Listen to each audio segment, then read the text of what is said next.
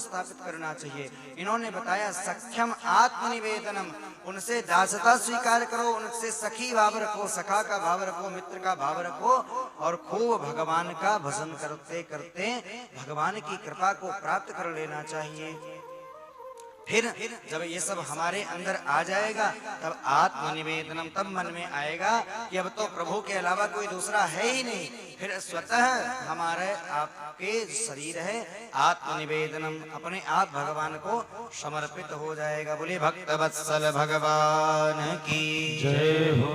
भगवान से संबंध रिश्ता बनाना चाहिए। भगवान से कैसा रिश्ता बनाना चाहिए? चाहे जिससे भगवान नारायण को पुत्र बना लो, पिता बना लो, कुछ भी बना लो, भगवान से रिश्ता ऐसा बनाओ कि भगवान से रिश्ता बनाना है तो भगवान को अपना पुत्र मान लो, भगवती को अपनी पुत्री मान लो। बरसाने के एक सेठ जी महाराज की बड़ी सुंदर घटना है, बड़ी सच्ची घटना है। पूज्य श्री राजेश्वरण जी महाराज जी कथा सुनाते हैं। एक बरसाने के सेठ जी थे जिनके 3 पुत्र थे। 3 पुत्र बड़े योग्य थे, सब योग्य थे। तो उन तीनों पुत्रों को पाकर के भी यह सेठ जी प्रसन्न नहीं थे। क्यों? सेठ जी के पास इतनी धन संपत्ति सब कुछ होने के पश्चात सेठ जी के मन में एक चिंता बनी थी कि मेरे कोई पुत्री नहीं है। लोग पुत्री को पाना नहीं चाहते, पुत्री को जन्म नहीं देना चाहते, और वो सेठ जी चाहते थे कि मेरे घर में एक कन्या हो जाए, लेकिन कोई कन्या नहीं थी, बड़े दुखी रहते। एक दिन एक महात्मा जी बरसाने के एक संत जी जो थे बरसाने में रहते थे, वो आए, आकर के सेठ जी के यहाँ पर पहुंचे, आया जाया करते थे। उस दिन पहुंचे, देखा सेठ जी को बड़ी चिंता है, सेठ जी बड़े चिंतातुर बैठे हैं। तो जब इस तरह से उन्होंने देखा सेठ जी को चिंतातुर बैठे, पूछा सेठ जी बताइए क्या बात है, आप इतने चिंतित क्यों हैं? तो सेठ जी ने कहा महाराज आप तो जानते हैं मेरे घर में 3 बेटा हैं और 3 बहुएं हैं, लेकिन मेरे घर में एक कन्या नहीं है, इसलिए हम चिंतित रहते हैं। तो सेठ जी को संत जी ने बताया कि अरे इतने चिंतित होते हो, बरसाने में रह करके तुम इतनी चिंता करते हो, चिंता मत करो। जहां पर जिस चीज की तुमको कमी लगती है वहां पर उस स्थान पर भगवान को बिठा लेना चाहिए, भगवान से रिश्ता बना लेना चाहिए। जब लगे कि हमारा कोई रिश्तेदार नहीं तो फिर भगवान से रिश्ता बना लो, भगवान से मित्रता कर लो। तुम तो बरसाने का तुमको वास मिला है। सुनहु सेठ तुमको मिलो बरसाने को वास, और यह नाते राधा सुता काहे रहत उदास। अरे सेठ जी धन्य है तुम्हारा जीवन, जो तुमको इस जीवन में बरसाने का वास मिला है, और तुम धन्य हो जो बरसाने में राधा रानी की शरण में रहते हो। ऐसा करो राधा रानी को अपनी पुत्री बना लो। चिंता क्यों करते हो, राधा रानी तुम्हारी पुत्री बन जाएंगी। सेठ जी को बड़ी प्रसन्नता हुई, इस संत जी ने बहुत अच्छा उपाय बताया है। अब तो बड़े प्रसन्न हुए सेठ जी, उन्होंने राधा रानी को अपनी पुत्री मान लिया। गए राधा रानी जी के मंदिर के समीप में, लाडली जी के बरसाने के समीप में एक दुकान थी, वहां से खूब बढ़िया सुंदर बड़ा सा चित्रपट ला करके अपने एक कक्ष में एक कमरा था उसको राधा रानी जी के नाम पर कर दिया, ला करके वहीं पर बढ़िया बिठा दिया, उनको खूब सुंदर सजा दिया। प्रतिदिन भोजन पवाते, दोनों टाइम भोग लगाते, फिर अपना भोजन प्रसाद पाते। अब जो कोई मिलता इनसे और तो इनसे कहता सेठ जी बड़े प्रसन्न हो। बोले प्रसन्न क्यों न रहे, हमें किसी प्रकार की अब कोई चिंता रही नहीं गई। क्यों? बोले मेरे घर में 3 बहू हैं, 3 पुत्र हैं, 3 बहू हैं, सब कुछ, और पुत्री मेरी राधा रानी है। 3 बहू बेटे हैं, घर में सुख सुविधा है पूरी, और संपत्ति भरी भवन में रहती नहीं कोई मजबूरी। कृष्ण कृपा से जीवन पथ में आती न कोई बाधा, और मैं बड़ भागी पिता हूँ मेरी पुत्री है श्री राधा। धन्य है मेरा जीवन कि मैं बड़भागी पिता हूं जो मेरी बेटी श्री राधा रानी है। संपत्ति से की कोई कमी नहीं, संपत्ति भरी भवन में रहती, कोई मजबूरी नहीं, कोई समस्या नहीं है। बड़े प्रसन्न रहते, खूब बढ़िया जीवन चलने लगा। एक दिन इनके घर पर एक चूड़ी बेचने वाली जो आती थी, हमेशा महीने में एक आध बार आ जाया करती, बहुओं को चूड़ी पहना जाती थी। आई, आकर के उसने चूड़ी पहनाया तीनों बहुओं को। अब राधा रानी ने सोचा कि मेरे पिता का घर है और मैं अपने पिता के घर में मनिहारन आई है, जाकर के चूड़ी पहन लूं। राधा रानी गई चूड़ी पहनने के लिए।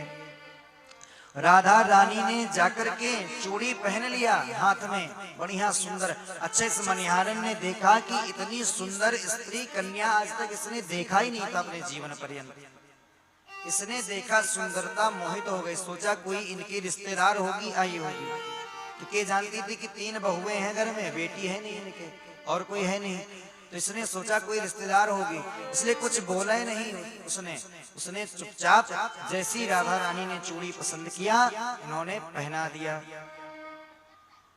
गई जाकर के दुकान पर सेठ जी थे, उनसे सेठ जी से कहा कि सेठ जी मैं आपके घर गई थी, मैंने चूड़ी पहना दिया आपकी बहुओं को, मेरा जो श्रम बनता है वो दक्षिणा मुझे दे दीजिए। सेठ जी ने 3 बहुओं के चूड़ी के हिसाब से जो पैसा हमेशा देते थे उतना पैसा निकाल करके दे दिया। इसने कहा कि सेठ जी आज आपके घर में 3 नहीं, आज तो आपके घर में मैंने 4 को चूड़ी पहनाया है। सेठ जी ने कहा कि तुम्हें ज्यादा पैसा चाहिए बता देती, झूठ बोलने की क्या जरूरत पड़ेगी तुम्हें, झूठ काहे बोलती हो। उसने कहा मैं झूठ नहीं बोल रही हूँ। तो सेठ जी ने कहा मैं घर जाऊंगा, पूछूंगा कि आखिर में ये चौथी कौन है। इनको ध्यान नहीं था कि इनके घर में राधा रानी बहन की पुत्री है। इन्होंने कहा मैं पूछूंगा फिर तुमको पैसा दे दूंगा, फिलहाल के लिए इतना लेकर के जाओ। और तुम्हें पता है कि मैं पैसा तुम्हारा रख सकता नहीं हूँ, जैसे पता चलेगा सारा पैसा तुम्हें दे दूंगा। आए, वापस आकर के अपनी बहुओं से पूछा कि ये बताओ आज जो मनिहारन आई थी तो 3 लोगों ने तुमने चूड़ी पहन लिया, चौथी कौन थी जिसने पहना। किसी ने देखा ही नहीं राधा रानी को चूड़ी पहनते, किसी को पता नहीं, सबने मना कर दिया, बोले हम ही ने पहना है 3 लोगों ने और किसी ने नहीं पहना। सेठ जी रात्रि में विश्राम किए। रात्रि में स्वप्न में आकर के राधा रानी ने इनसे कहा कि अरे पिताजी, जब तुमको मुझे पुत्री बनाना था और पिता बनना था तो बना लिया, लेकिन जब तुमको इतनी जल्दी रिश्ता भूल जाना था पिता पुत्री का तो मुझे अपनी पुत्री बनाया ही क्यों। सपने में प्रकट हो ये वृषभानु की दुलारी बोली, तनया बनाय तात नात ना निभायो है। राधिका जी गुस्सा हो गई, भरे उस कंठ में बोली, भरे हुए दुखी हो गई कि मुझे पुत्री बनाया और आकर आपने मुझे अपने पिता का रिश्ता नहीं निभाया। आपने चूरी पहन लीनी में जान पितुगे है काली, और आप मनिहारिन को मोल ना चुकायो है। मैंने अपने पिता का घर समझ करके उस मनिहारन से चूड़ी पहन लिया, आपने अपने पिता का कर्तव्य नहीं निभा पाए, अपने पिता का कर्तव्य नहीं निभाया आपने। अब तो सेठ जी ने जैसे ही सुना महाराज, सेठ जी रात्रि में ही जागे, रोने लगे, दोनों नेत्रों से अश्रु की जलधारा बह रही है, रो रहे हैं सेठ जी महाराज।